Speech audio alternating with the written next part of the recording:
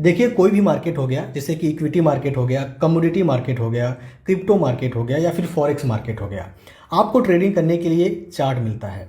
जैसे आप किसी भी स्टॉक का या फिर क्रिप्टो का या फिर फॉरेक्स का, कमोडिटी में क्रूड ऑयल हो गया, गोल्ड हो गया, सिल्वर हो गया, या फिर जैसे कि रिलायंस हो गया, टाटा मोटर हो गया, आईसीआईसी बैंक हो गया, या फिर निफ्टी बैंक निफ्टी, किसी का भी आप जब चार्ट ओपन करेंगे तो आपको कुछ इस तरीके से चार्ट दिखेगा, जहाँ पर रेड कैंडल, ग्रीन कैंडल और प्राइस इस तरीके से वेव फॉर्म में ऊपर नीचे मूव करता हुआ नजर आएगा। अब ये जो प्राइस है ये वेव फॉर्म में क्यों मूव करता है? तो वेव फॉर्म में मूव करने का एक ही रीजन है, जो है ट्रेडर की साइकोलॉजी। ट्रेडर की साइकोलॉजी अगर मार्केट में ना हो तो प्राइस हमेशा कांस्टेंट चलेगी और एक सीधी रेखा में चलेगी। तो ट्रेडर की साइकोलॉजी की वजह से ही प्राइस हमेशा वेव फॉर्म में ऊपर नीचे मूव करता है। और ये जो रेड कैंडल, ग्रीन कैंडल, ठीक है, इस तरीके से आपको दिखेगा और प्राइस वेव फॉर्म में मूव करता हुआ दिखेगा। सिंपल है, ट्रेडर की साइकोलॉजी के वजह से।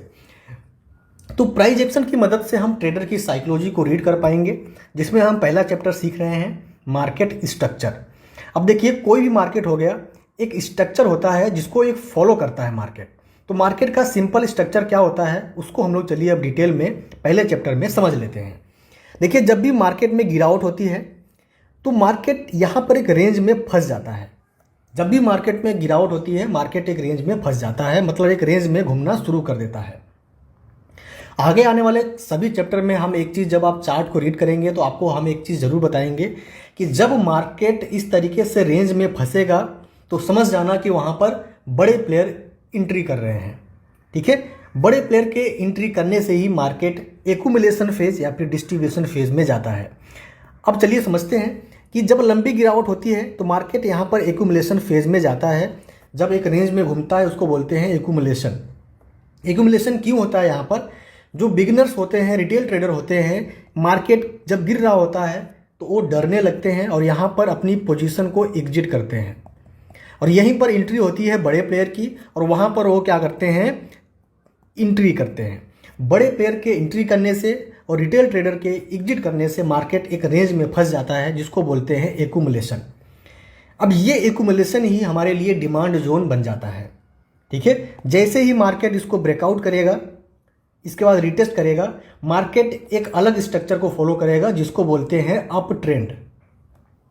इसके बाद यहाँ पर जैसे ही मार्केट अप ट्रेंड में मूव करेगा, मार्केट नया हाई लगाते हुए ऊपर की साइड में जाना शुरू कर जाएगा। हाई लगाया, हाई लगाया, हाई लगाया। एक समय ऐसा आएगा जब यहाँ पर बड़े प्लेयर इंटर किए थे और यहाँ पर प्रॉफिट बुक करना शुरू कर लेंगे। जैसे ही बड़े प्लेयर अपना प्रॉफिट बुक करना शुरू करेंगे और वहाँ पर रिटेल ट्रेडर की क्या साइकोलॉजी होगी, उनको ये लगेगा कि अब हमसे मिस हो जाएगा, मार्केट निकल चुका है, अब वो एंट्री यहाँ पर बनाएंगे। तो रिटेल ट्रेडर, बिगनर ट्रेडर यहाँ पर एंट्री बनाते हैं और यहीं पर प्रॉफिट बुक कर रहे होते हैं बड़े प्लेयर। उनकी वजह से यहाँ पर मार्केट डिस्ट्रीब्यूशन फेज में चला जाता है, मतलब डिस्ट्रीब्यूशन होता है वहाँ पर। इसके बाद यहाँ पर ब्रेकडाउन होता है और मार्केट में फिर रिटेस्ट करता है। इसके बाद डाउन ट्रेंड शुरू होता है। डाउन ट्रेंड में मार्केट क्या करता है, नया लो लगाते हुए नीचे की साइड में मूव करता है। तो सिंपल ये स्ट्रक्चर है मार्केट का, जो कि आपको चार्ट पर एक बेसिक समझना पड़ेगा कि मार्केट अभी किस फेज में मूव कर रहा है। एक्यूमुलेशन फेज में है मार्केट, ठीक है, एक्यूमुलेशन फेज में है कि अप ट्रेंड में है कि डिस्ट्रीब्यूशन फेज में है कि डाउन ट्रेंड में है, अभी फिलहाल कौन से फेज में मार्केट चल रहा है, सबसे पहले आपको मार्केट स्ट्रक्चर से ये पता करना है। उसके बाद ही आप आगे बढ़ेंगे, फिर प्राइस एक्शन को सीखेंगे, उसमें टेक्निकल एनालिसिस करेंगे। ठीक है, तो ये कंप्लीट होता है आपका मार्केट स्ट्रक्चर, मतलब गिरने के बाद accumulation, up trend, distribution, down trend. अब देखिए, जो बड़े प्लेयर होते हैं वो सिर्फ 3 ट्रेंड को फॉलो करते हैं। पहला जो हमारा ट्रेंड है वो क्या है, या तो अप ट्रेंड में रहेगा, ठीक है, या तो डाउन ट्रेंड में मार्केट रहेगा, या फिर मार्केट एक रेंज में रहेगा। इसको बोलते हैं साइडवेज मार्केट। देखिए, इसको क्या बोलते हैं, साइडवेज मार्केट। तो हम इन्हीं तीनों ट्रेंड को पढ़ेंगे और इन्हीं तीनों ट्रेंड के डायरेक्शन में ट्रेड लेंगे, जो कि हमारा आगे आने वाले चैप्टर में ट्रेंड एनालिसिस में हम सीखने वाले हैं। अगर मार्केट अप ट्रेंड में मूव करेगा तो हम हमेशा बाई ऑन डिप्स की स्ट्रेटेजी पे काम करते हैं। अगर मार्केट डाउन ट्रेंड में मूव कर रहा है तो हम सेल ऑन राइज की स्ट्रेटेजी पे काम करते हैं। अगर मार्केट साइडवेज मार्केट में है तो हम यहाँ पर कोई भी ट्रेडिंग नहीं करते हैं। ठीक है, अब आपको मार्केट स्ट्रक्चर से, टेक्निकल एनालिसिस से पता कर पाएंगे कि मार्केट कौन से ट्रेंड में मूव कर रहा है। ठीक है, अब चलिए, जैसे मान लीजिए हमने अभी स्टार्टिंग में डिस्कस किया कि प्राइस हमेशा वेव फॉर्म में मूव करता है, ऊपर नीचे। तो जब भी ऊपर जाएगा इस तरीके से वेव फॉर्म में जाएगा, जब भी नीचे आएगा इस तरीके से वेव फॉर्म में नीचे आएगा, या फिर अगर रेंज में रहेगा तो इस तरीके से वेव फॉर्म में एक रेंज में रहेगा। ठीक है, अब ये वेव फॉर्म में क्यों मूव करता है? क्योंकि ट्रेडर की साइकोलॉजी की वजह से। अगर मार्केट में ट्रेडर की साइकोलॉजी ना हो तो प्राइस हमेशा एक सीधी लाइन पे चलेगी, मतलब कोई मतलब ही नहीं रहेगा, एक कांस्टेंट रहेगा। ठीक है, अब चलिए मान लेते हैं कि प्राइस जो है अप ट्रेंड में मूव कर रहा है, इस तरीके से वेव फॉर्म में मूव कर रहा है अप ट्रेंड में, इस तरीके से मूव कर रहा है डाउन ट्रेंड में वेव फॉर्म में। तो वेव फॉर्म में जब अप ट्रेंड में मूव करेगा मार्केट तो हमेशा नया हाई लगाएगा यहाँ पर, फिर यहाँ पर आएगा, इसको ही बोलते हैं डीप। ठीक है, इसको बोलते हैं मार्केट डिप्स आ गया। इसके बाद फिर से नया हाई लगाएगा, फिर डिप्स आएगा, फिर से नया हाई लगाएगा, फिर डिप्स आएगा। इसके बाद यहाँ अगर हम बात करें तो मार्केट लो लगाएगा, फिर राइज होगा यहाँ पर, तो इसको बोल देंगे राइज हुआ। ठीक है, फिर लो लगाया, फिर राइज हुआ, फिर लो लगाया, फिर राइज हुआ। तो जो ये राइज होगा हमको यहीं पर सेल के पोजीशन बनाना है, जो ये डिप्स आएगा हमको यहीं पर बाइंग के पोजीशन बनाना है। तो अप ट्रेंड में बाई ऑन डिप्स, और इसके बाद डाउन ट्रेंड में हो जाएगा हमारा सेल ऑन राइज। ठीक है, ये समझ गए स्ट्रक्चर मार्केट का। वेव फॉर्म में मूव करेगा, नया हाई लगाते हुए ऊपर जाएगा। अब आगे समझते हैं कि जब भी मार्केट वेव फॉर्म में मूव करता है इस तरीके से, ठीक है, इस तरीके से वेव फॉर्म में मूव करता है, ठीक है, तो ये जो पहली वेव बनती है अप ट्रेंड में, इसको बोलते हैं इंपल्सिव वेव। ठीक है, इसको क्या बोलते हैं? Impulsive wave. ठीक है, लिख लीजिए, इसको बोलेंगे इंपल्सिव वेव। और ये जो नीचे आएगा इसको बोलते हैं करेक्टिव वेव। इसको क्या बोलते हैं? Corrective wave. ठीक है, तो प्राइस हमेशा कैसे मूव करेगा?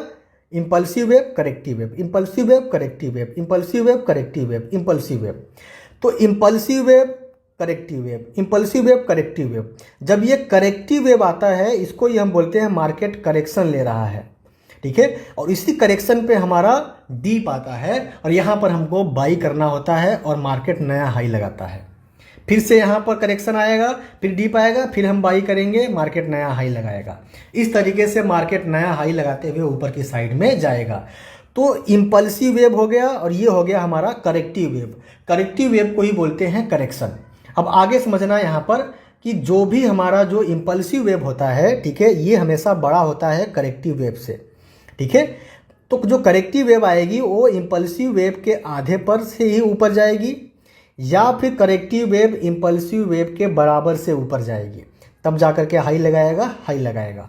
ठीक है, ये स्ट्रक्चर होता है मार्केट का कि इंपल्सिव वेव बना या फिर उसके आधे पर से ही ऊपर की साइड में चला जाएगा, तो ये हमारा यहाँ पर डीप आ गया, मतलब बाई करेंगे। तो करेक्टिव वेव उसके आधे पर से ऊपर जाएगा या फिर बराबर से ऊपर जाएगा। ठीक है, तो ये हो गया हमारा करेक्टिव वेव। अब देखिए करेक्टिव वेव को ही हम बोलते हैं करेक्शन। ठीक है, तो मार्केट में करेक्शन कितने टाइप का होता है उसको समझ लेते हैं। करेक्शन को पढ़ते हैं हम लोग। ठीक है, मार्केट में जो करेक्शन होता है वो दो टाइप का होता है। पहला करेक्शन होता है टाइम का करेक्शन, दूसरा करेक्शन होता है प्राइस का करेक्शन। ठीक है, या तो मार्केट जो करेक्शन लेने वाला है, चाहे अप ट्रेंड में करेक्शन लेगा तो डीप आएगा, डाउन ट्रेंड में करेक्शन लेगा तो राइज होगा। ठीक है, तो हम कैसे पहचानेंगे कि कौन सा करेक्शन है? तो मार्केट में दो ही प्रकार का करेक्शन होता है, पहला टाइम का करेक्शन होता है, दूसरा प्राइस का करेक्शन। अब इसको हम अप ट्रेंड और डाउन ट्रेंड में दोनों में एग्जाम्पल से समझते हैं। ठीक है, मान लीजिए मार्केट अगर अप ट्रेंड में इस तरीके से मूव कर रहा है तो ये करेक्शन लेगा, ये वाली वेव करेक्शन लेगा। तो जो टाइम का करेक्शन होगा वो कैसा होगा? इस तरीके से इंपल्सिव वेव बनेगा, यहाँ पर टाइम बिताना शुरू कर देगा। ठीक है, यहाँ पर इस तरीके से टाइम बिताना शुरू कर जाएगा मार्केट, तो इसका मतलब हम समझ जाएंगे कि ये जो करेक्शन है ये टाइम का करेक्शन है। ठीक है, इसके बाद मार्केट ब्रेकआउट करेगा, नया हाई लगाएगा। अगर हम प्राइस की करेक्शन की बात करें तो इस तरीके से अप ट्रेंड में इंपल्सिव वेव बनेगा और इंपल्सिव वेव के आधे पर आकर के यहाँ से मार्केट ऊपर जाएगा, तब हम समझ जाएंगे ये प्राइस का करेक्शन लिया। या फिर इंपल्सिव वेव के बराबर से ऊपर जाएगा, तब हम समझ जाएंगे कि इसने प्राइस का करेक्शन लिया। ठीक है, ये हो गया अप ट्रेंड में। अगर हम यही डाउन ट्रेंड में देखें तो मार्केट सेल ऑन राइज चलेगा, इस तरीके से सेल ऑन राइज चलेगा, नया लो लगाते हुए नीचे आएगा, नया लो लगाया, ये जो राइज होगा इसको हम वेव को बोलेंगे करेक्शन। अब यही करेक्शन इस तरीके से टाइम का करेक्शन हो सकता है, तो मार्केट ने टाइम का करेक्शन लिया, या फिर यही करेक्शन इंपल्सिव वेव के बराबर से नीचे आएगा, या फिर इंपल्सिव वेव के आधे से नीचे आएगा। तो जैसे यहाँ से आधे से नीचे आ गया, यहाँ पर इस तरीके से बराबर से नीचे आ गया, तो इस करेक्शन को हम बोलेंगे मार्केट ने प्राइस का करेक्शन लिया। इस करेक्शन को बोलेंगे मार्केट ने टाइम का करेक्शन लिया। ठीक है, अब चलिए आगे समझते हैं कि चलिए मान लीजिए मार्केट अगर वेव फॉर्म में मूव कर रहा है अप ट्रेंड में या फिर डाउन ट्रेंड में, तो कितना वेव तक मार्केट रहेगा अप ट्रेंड में या फिर डाउन ट्रेंड में, तो इसको समझ लेते हैं। तो देखिए 5 या 6 वेव तक मार्केट एक ट्रेंड को फॉलो करता है, उसके बाद मार्केट अपना क्या करेगा, ट्रेंड, ठीक है, ट्रेंड चेंज करेगा, जो कि हम ट्रेंड एनालिसिस में समझने वाले हैं, बहुत इंपॉर्टेंट चैप्टर है ये। ठीक है, तो 5 या 6 वेव। अब 5-6 वेव कैसे लगेंगे, इंपल्सिव वेव एक हो गया, फिर करेक्टिव वेव, फिर इंपल्सिव वेव, फिर करेक्टिव वेव, फिर इंपल्सिव वेव, फिर करेक्टिव वेव। तो पहला ये हो गया, दूसरा ये हो गया, तीसरा ये हो गया, चौथा ये हो गया, पांचवा ये हो गया। ठीक है, 5 या 6 वेव तक एक ट्रेंड में मार्केट रहता है, उसके बाद अपना ट्रेंड चेंज करने की कोशिश करेगा। ठीक है, अब वही अगर डाउन ट्रेंड में बात करें हम, तो इंपल्सिव वेव 1 हो गया, फिर करेक्शन 2, इंपल्सिव वेव 3, करेक्शन 4, फिर इंपल्सिव वेव 5। तो 5 या 6 वेव तक मार्केट एक ट्रेंड में रहेगा, उसके बाद अपना ट्रेंड चेंज करने की कोशिश करेगा। मान लीजिए अगर आपने पहचान लिया कि मार्केट इस तरीके से पहला वेव बनाया, दूसरा वेव, तीसरा वेव, ठीक है, चौथा आया हुआ है, तो एक वेव बाकी है अभी 5वां वेव बनाने के लिए, तो आप यहाँ पर बाई कर सकते हैं। जब आप बाई तभी कर पाएंगे जब आपको स्ट्रक्चर पता रहेगा। तो 5 या 6 वेव तक मार्केट एक ट्रेंड में रहता है, उसके बाद अपना ट्रेंड चेंज करने की कोशिश करता है। ठीक है, तो यहाँ पर हमारा पहला चैप्टर समाप्त होता है। अब पहले चैप्टर में हमने क्या सीखा, मार्केट स्ट्रक्चर। मार्केट हमेशा एक स्ट्रक्चर को फॉलो करता है। ठीक है, जब भी आप किसी भी मार्केट में चार्ट ओपन करेंगे, आपको red candle, green candle, price wave form में मूव करता हुआ ऊपर नीचे नजर आएगा। वेव फॉर्म में क्यों मूव करता है, क्यों, क्योंकि ट्रेडर की साइकोलॉजी की वजह से। अगर मार्केट में ट्रेडर की साइकोलॉजी ना हो तो प्राइस हमेशा सीधी लाइन में चलेगी, जबकि कोई मतलब नहीं रहेगा। ठीक है, तो कोई एक पॉइंट पे सेल करने के लिए सोचता है, कोई यहाँ पर बाई करने के लिए सोचता है, तो अलग अलग प्रकार के लोग अलग अलग तरीके से सोचते हैं। तो जब ये सोचने वाली बात आती है, यहीं पर ट्रेडर की साइकोलॉजी आती है। ठीक है, अब कोई भी चार्ट हो गया जिसमें रेड कैंडल, ग्रीन कैंडल दिखेगा आपको। ठीक है, यहाँ पर आप इसको रीड करेंगे, रीड करने की प्रक्रिया को टेक्निकल एनालिसिस बोलते हैं, जिसमें हम प्राइस एक्शन में पहला चैप्टर सीख रहे हैं, मार्केट स्ट्रक्चर। अब मार्केट स्ट्रक्चर में क्या होता है, मार्केट गिरता है, इसके बाद एक्यूमुलेशन फेज में जाता है, इसको ही हम क्या बोलते हैं, डिमांड जोन बोलते हैं। ब्रेकआउट करेगा, मार्केट अप ट्रेंड में जाएगा, फिर यहाँ पर डिस्ट्रीब्यूशन होगा, इसके बाद ब्रेकडाउन करेगा, मार्केट डाउन ट्रेंड में जाएगा। तो डिस्ट्रीब्यूशन को ही हम क्या बोलते हैं, सप्लाई जोन बोलते हैं। इसको एक्यूमुलेशन को क्या बोलते हैं, डिमांड जोन, जो कि हम अगला चैप्टर हमारा है उसको हम सीखेंगे कि चार्ट पर किस तरीके से सप्लाई एरिया ड्रॉ करेंगे, किस तरीके से डिमांड एरिया ड्रॉ करेंगे। अब हमने इतना सीख लिया, चलिए इसको एग्जांपल से समझ लेते हैं कि मार्केट का जो स्ट्रक्चर है किस तरीके से हमें यहाँ पर मिलेगा। अब यहीं पर आप समझ लेते हैं मार्केट का स्ट्रक्चर। ठीक है, तो सिंपल आपको देखना है कि चलिए मार्केट यहाँ पर एक रेंज में है। ठीक है, इस तरीके से रेंज में है, मार्केट का रेंज में लिया, इसके बाद मार्केट यहाँ से अप ट्रेंड को मूव किया इस तरीके से। ठीक है, इसके बाद यहाँ पर मार्केट अपना ट्रेंड चेंज किया, तो ये हमारा हो गया एक्यूमुलेशन। अब ऐसे ही आपको पहचानना है, अलग अलग टाइम फ्रेम पे आपको पहचानना है। तो अभी आपको हम अगला चैप्टर सिखाएंगे, मल्टी टाइम फ्रेम पे एनालिसिस कैसे करें, 15 मिनट, 5 मिनट, 1 घंटे, 1 दिन। ठीक है, वो बात की बात है। आप किसी भी टाइम फ्रेम पे सबसे पहला आपका काम क्या रहेगा, अब आप बस आप पहचानो कि मार्केट का स्ट्रक्चर कैसा है। ठीक है, कैसा आपको यहाँ पर देखने को मिल रहा है, और आगे जाएंगे यहाँ पर। ठीक है, इस तरीके से और आगे जाएंगे यहाँ पर। ठीक है, तो जैसा आपने सीखा हुआ है कुछ उस तरीके से मार्केट आपको देखने को नहीं मिलेगा।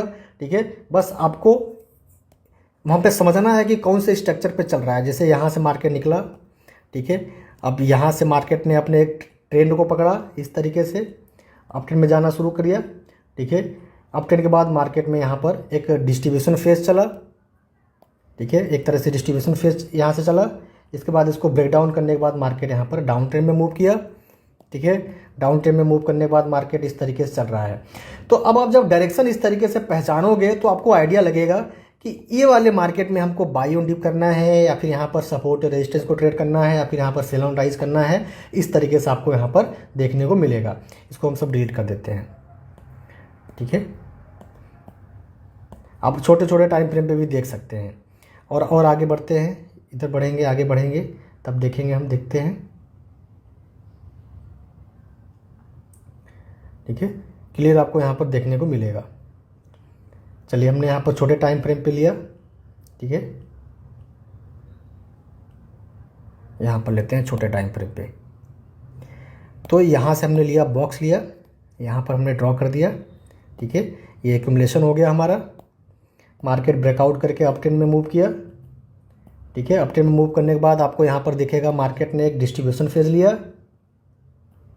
डिस्ट्रीब्यूशन फेज लेने के बाद मार्केट यहाँ पर क्या किया, एक डाउन ट्रेंड को मूव किया। ठीक है, इस तरीके से।